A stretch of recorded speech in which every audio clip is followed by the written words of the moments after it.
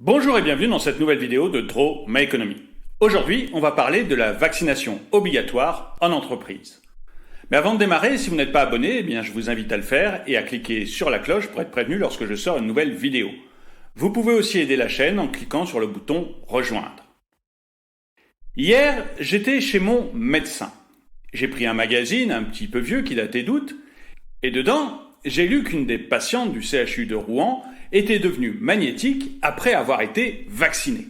Je vous raconte pas l'histoire de cette pauvre femme qui, à chaque fois qu'elle se couche, indique le nord.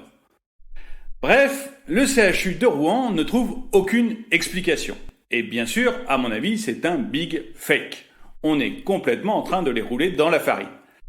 Alors, je vous ai quand même mis un lien dans la description pour que vous puissiez aller lire cet article que je trouve surréaliste. Mais si je vous raconte cette histoire, c'est parce que chez le médecin, j'ai aussi rencontré Alfred. Alfred Desefforts travaille dans les services administratifs d'une usine.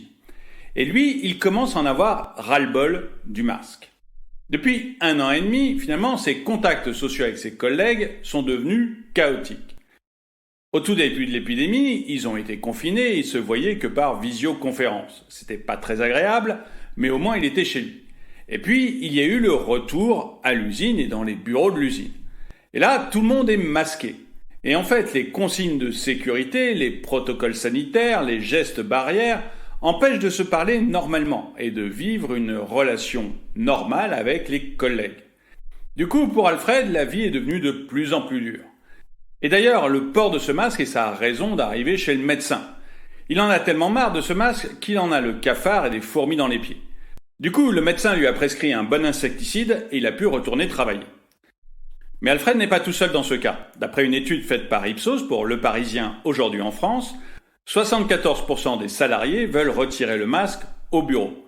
Et ça concerne en fait 80% des cadres, 79% des ouvriers et 69% des employés. Et s'ils veulent retirer le masque, c'est parce que, globalement, ils sont rassurés sur leur lieu de travail, ne craignent pas d'attraper le Covid-19. Alors, il reste toujours 20% d'inquiets, comme Jean Aymar, le représentant syndical. Et d'ailleurs, ça crée beaucoup de tensions dans l'entreprise. Tous les gestes barrières, tous les respects ou les non-respects de port du masque, tous ces masques à moitié mis, finissent par créer des tensions entre les salariés et la direction, et globalement entre tout le monde. 53% des salariés ont l'impression que ces gestes barrières et le port du masque ont entraîné des tensions entre eux. Et d'ailleurs, entre Jean et Alfred, les choses se sont envenimées plus d'une fois. Alors, c'est pas vraiment la faute d'Alfred, parce que Alfred, lui, il est non violent. C'est pas un choix de sa part, c'est son corps qui lui impose. Mais on sent quand même qu'il y a des grosses tensions qui naissent un peu partout dans l'usine. En lisant le sondage dans Le Parisien, Alfred, à ceci dit, était super content, parce qu'il se dit que si 74% des salariés veulent le retirer, vu que les élections approchent, on a des chances que le pouvoir accepte que les salariés retirent le masque dans l'entreprise. Mais Alfred déchante vite. Parce que si les salariés sont prêts à retirer le masque, ils sont pas prêts à le faire à n'importe quelle condition. En fait, Jean accepte qu'on retire le masque, comme la plupart de ses collègues, mais à une seule condition. C'est qu'on impose le pass sanitaire dans l'entreprise.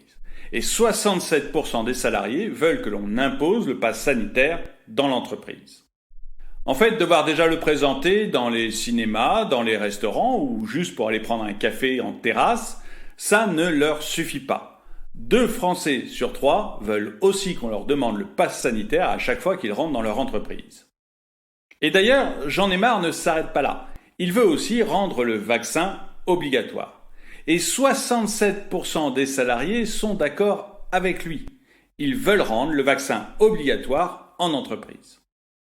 Ce qui me surprend là-dedans, c'est la facilité avec laquelle l'homme accepte de renoncer à ses libertés parce qu'il a peur. Mieux, il demande à ce qu'on lui en supprime davantage. Alors, de nombreux livres parlent déjà de ce renoncement volontaire à la liberté. Et même pour ceux qui n'aiment pas lire, le film Captain America et le Soldat d'hiver, qui date de 2014, est basé sur cette thématique. On peut même penser que les États se sont bâtis là-dessus.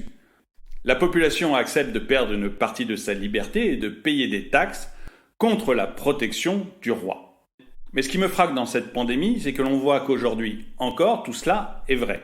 Faites peur à la population et elle acceptera que vous la priviez de plusieurs de ses libertés, et mieux, elle demandera plus de contraintes. En fait, ça me rappelle un peu ce que me disait mon coach en séduction. Tu ne peux pas forcer une femme à t'aimer, mais tu peux l'enfermer dans ta cave et attendre qu'elle développe un syndrome de Stockholm. Ah, Catherine, quand tu m'aimeras! Bon, mais revenons au pass sanitaire obligatoire en entreprise. Aujourd'hui, quand Alfred veut aller au cinéma, quand il veut aller au restaurant, quand il veut aller au café, quand il veut aller au bowling, bref, quand il veut se distraire, Alfred doit présenter son pass sanitaire. Et même chose, quand il veut voyager, Alfred doit aussi présenter son pass sanitaire. Mais le pass sanitaire n'est pas, pour le moment, obligatoire en entreprise. Et si Firmin, le patron d'Alfred, veut le rendre obligatoire, ça sera toujours considéré comme illégal. D'ailleurs, sous la pression de Jean, Firmin Industriel avait pensé le rendre obligatoire pour toute l'entreprise à partir de septembre. Mais très rapidement, il a été rappelé à l'ordre par l'inspection du travail.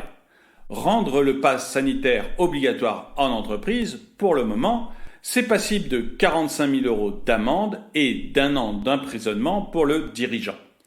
Ça a vite calmé Firmin et le pass sanitaire n'est donc pas obligatoire dans son entreprise. Mais ceci dit, on est en pleine période électorale, avec un gouvernement qui est surprotecteur. Donc, si 67% des salariés demandent à ce que le pass sanitaire soit obligatoire en entreprise, et que les mêmes 67% demandent même que la vaccination soit obligatoire, on peut penser qu'en période électorale, cette demande soit entendue par nos gouvernants. Et il y a donc un grand risque que le gouvernement décide demain de rendre le pass sanitaire obligatoire en entreprise. Après tout, au début, il avait dit qu'il n'y aurait jamais de pass sanitaire, puis que le pass sanitaire ne concernerait que les grands événements de plus de 1000 personnes, puis il l'a rendu obligatoire dans les restaurants, dans les cinémas et dans les bars. Donc demain, qu'il le rende obligatoire également en entreprise, je pense que ça ne choquerait pas grand monde.